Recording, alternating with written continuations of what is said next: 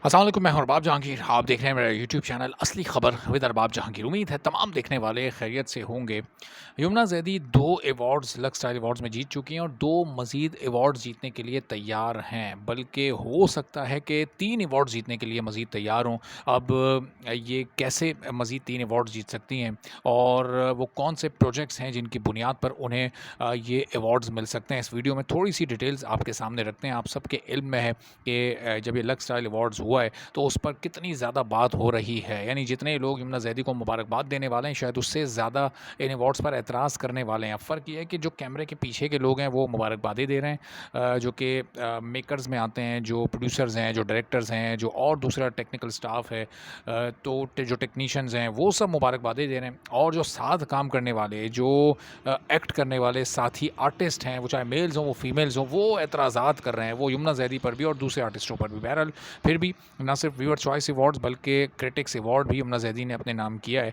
और अब ये जो मज़ीद 3 अवार्ड्स इनके नाम होने हैं, ये कौन से हैं? जो बाकी चैनल्स के अवार्ड्स होते हैं अभी हम उनकी बात नहीं कर रहे, अभी हम खाली ये लक्स स्टाइल अवार्ड्स की बात कर रहे हैं, चूँकि ये जो अवार्ड हैं ये पाकिस्तान में सबसे बड़े अवार्ड समझे जाते हैं, ये सबसे मोतबर अवार्ड समझे जाते हैं। अब ये इनके मेरिट पर और इनकी शफ़ाफ़ियत पर जो लोग सवाल उठा रहे हैं, ज़ाहिर है कि इसका जवाब तो वो ऑर्गेनाइज़र्स ही दे सकते हैं। लेकिन चूँकि ये कोई 22-23 साल से इन अवार्ड्स का सिलसिला जारी है, तो बहरहाल एक अच्छी साख के ये अवार्ड्स हैं। और इस बार तो लोगों का बड़ा यकीन है कि जो आम पब्लिक है उसको ये यकीन आ गया है कि लक्स स्टाइल अवार्ड्स भाई मेरिट पर ही दिए जाते हैं, लोगों के वोट्स पर ही दिए जाते हैं, चूँकि लोगों ने सबसे ज़्यादा वोट किए यमुना ज़ैदी को और उनको अवार्ड मिला। उनकी परफॉर्मेंस सबसे बेहतर थी ड्रामा बख्तावर में। बाकी जितनी भी फीमेल आर्टिस्ट थीं, जितनी भी एक्ट्रेस थीं, तो उन क्रिटिक्स चॉइस अवार्ड भी उनको मिला। अब जो बाकी 3 अवार्ड्स इनको मिलने हैं वो कैसे मिलने हैं? अभी यमुना ज़ैदी को सिर्फ ड्रामे के अवार्ड मिले, अभी इनका फ़िल्मी डेब्यू होने जा रहा है। नायाब मूवी यमुना ज़ैदी की आ रही है और नायाब मूवी अब बस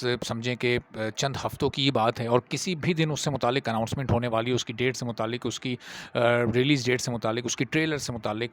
तो ये ख़बरें अभी सारी सामने आने वाली हैं, आहिस्ता-आहिस्ता ऑफ़िशियल अनाउंसमेंट्स होनी है।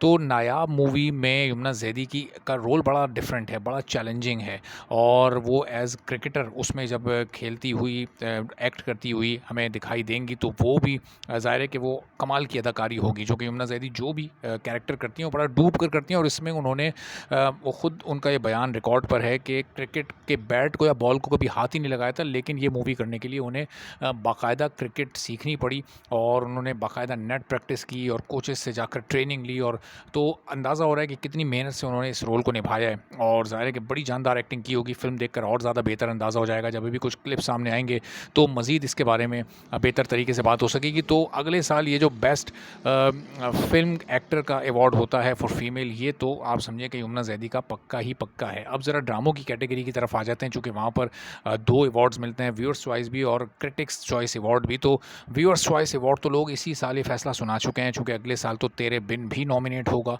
और तेरे बिन के लिए यमुना ज़ैदी भी नॉमिनेट होंगी। तो वो अवार्ड तो है ही यमुना ज़ैदी का। इवन वहाज अली के बारे में भी लोग ये कह चुके हैं कि अगले साल तो यमुना ज़ैदी और वहाज अली का तेरे बिन के लिए अवार्ड पक्का है। अब ये 2 अवार्ड हो गए, हम तो बात कर रहे थे 3 अवार्ड्स की। अब क्रिटिक्स चॉइस अवार्ड क्या तेरे बिन की परफॉर्मेंस पर यमुना ज़ैदी को मिलेगा, या फिर अभी उनका जो ड्रामा शुरू होने वाला है जेंटलमैन, अब अगर वो लक्स स्टाइल अवार्ड्स जहाँ से जहाँ तक के ड्रामे लेते हैं, यानी वो जो ड्यूरेशन होता है उनका, अगर उस टाइम पीरियड में जेंटलमैन लाइक करता है और जेंटलमैन की टीम अब उस ड्रामे को वहाँ पर सबमिट करती है, चूँकि वो भी बड़ा जानदार ड्रामा होगा। खलीलुर रहमान कमर ने जब कैरेक्टर लिखा है यमुना ज़ैदी का, तो वो बड़ा ही स्ट्रॉन्ग कैरेक्टर होगा, चूँकि एक पूरा ट्रैक रिकॉर्ड है खलीलुर रहमान कमर का। तो जेंटलमैन में जो उनकी अदाकारी होगी, अब हो सकता है कि वो तेरे बिन से भी ज़्यादा अच्छी हो। ये भी हो सकता है कि तेरे बिन की बुनियाद पर ही उन्हें क्रिटिक्स चॉइस अवार्ड भी मिल जाए। लेकिन जब जेंटलमैन भी साथ आ जाएगा तो ये ऑप्शंस 2 हो जाएँगे, यानी तेरे बिन भी और फिर जेंटलमैन की परफॉर्मेंस भी। तो हो सकता है कि उस बुनियाद पर, जेंटलमैन की बुनियाद पर, चूँकि उसकी कहानी ये ज़ाहिर है कि खलील रहमान कमर की लिखी हुई होगी, तो यकीनी तौर पर जानदार होगी। कुछ ऐसे डायलॉग्स होंगे जो कि फिर ड्रामे के साथ-साथ या ड्रामा आने से पहले ही जब उसके प्रोमोज़ आएँगे तो उसी में वो मशहूर हो जाएँगे। तो ये हो सकता है कि या तो जेंटलमैन या फिर तेरे बिन का क्रिटिक्स अवार्ड यमुना ज़ैदी को मिले। तो ये अगले साल भी फिर इसी तरह ये सूरत-ए-हाल बनेगी कि बाकी एक्ट्रेसेस के इसी तरह से रिएक्शन सामने आ रहे होंगे और लोग उन रिएक्शन